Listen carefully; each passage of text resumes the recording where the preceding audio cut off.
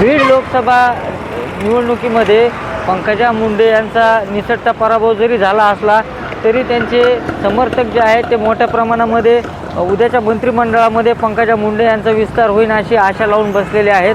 माझ्या पाठीमागं बघू शकतो की गणेश लांडे नावाचं पंकजा मुंडे यांचे समर्थक आहेत, ज्यांनी की छत्रपती शिवाजी महाराज चौकामध्ये आहे ते बॅनर या ठिकाणी लावलेला आहे आणि महाराष्ट्रामध्ये भाजपची ताकद वाढवण्यासाठी माननीय पंकजाताई मुंडे यांना वरिष्ठ नेतृत्वाने कॅबिनेट मंत्रीपद द्यावे अशी एकंदरीत मागणी जी आहे ती करण्यात आली आहे.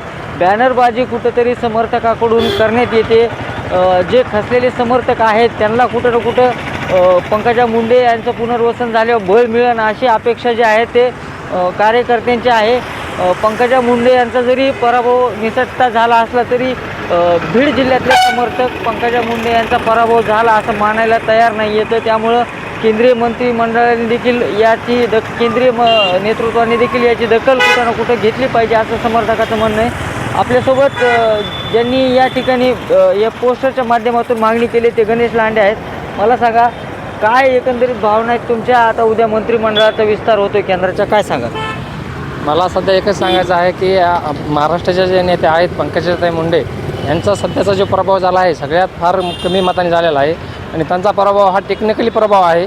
आणि ताई म्हणजे पडलेल्या जरी असल्या तरी त्यांना महाराष्ट्रात जर ताकद द्यायची असेल तर ताईला आमची एक प्रामाणिकपणे कार्यकर्ता म्हणून एक अशी इच्छा आहे की त्यांना केंद्रात मंत्रिपद भेटावं आणि हे वरिष्ठ नेतृत्वाने ताईंना मंत्रिपद देऊन ताकद द्यावी. सध्या जे ताईचा म्हणजे आज कमी मताने पराभव झालेला आहे आणि हा बीड जिल्ह्याचाच विचार जर केला असेल तर एक आमचं कुठेतरी मुंडे साहेबाविषयी किंवा ताईविषयी सगळ्या जिल्ह्यांनी आतापर्यंत त्यांचा बालेकिल्ला आहे. हा पराभव जो आहे हा टेक्निकली पराभव आहे, हा ताईचा प्रभाव नाही. तरी आम्हाला वरिष्ठ नेत्याला एकच आमची विनंती आहे की ताईला मंत्रिपदात समावेश करून आमच्या ताईला ताकद द्यावी हीच आमची एक प्रार्थना आहे. उद्या मंत्रिमंडळाचा विस्तार होते, वाटते पंकजा ताईला मंत्रिपद मिळेल? मंत्रिमंडळामध्ये त्यांनी घ्यायलाच पाहिजे. बीड जिल्ह्यामध्ये भाजप ताकद टिकायची असेल तर मंत्रिमंडळात पंकजाताईला घेणं हे योग्य आहे. आणि पंकजा जर मंत्रिमंडळात नाही घेतलं तर भाजपाची ताकद ह्याच्यापेक्षा कमी होईल ना अजून. त्याच्यामुळे पंकजाताईला घेणं हे योग्यच आहे, मंत्रिमंडळात घ्यायलाच पाहिजे. जिल्ह्यामध्ये त्यांच्याशिवाय भाजपमध्ये दुसरं कोणी नेतृत्वच नाही ना बाहेर. मराठवाड्यामध्ये देखील भाजपला मोठा फटका बसला आहे. पंकजाताईचं पुनर्वसन केल्यावर मराठवाड्यामध्ये काय चित्र असेल? मराठवाडा तर सध्या तर त्यांना चांगला फटका बसलेला आहे. पण भविष्यात आता विधानसभा आलेल्या आहे जवळ 6 महिन्यावर.